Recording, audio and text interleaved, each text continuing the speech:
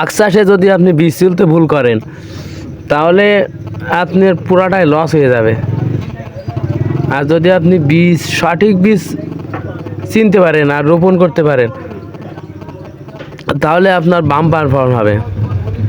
কতবার আখ লাগাইছিলাম আমি, কোনো এক ব্যক্তি, নাম বলবো না, সে আমাকে ওই খারাপ বীজ পড়াই দিয়েছিল, তার কারণে আমি লস খাইছিলাম।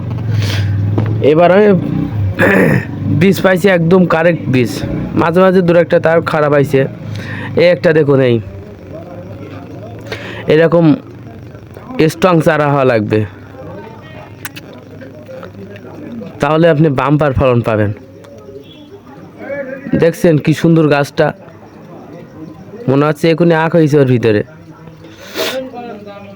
আর ওই দেখুন একটা, ওই ওটাও একটা খারাপ বীজ চলে এসছে, সমস্যা না।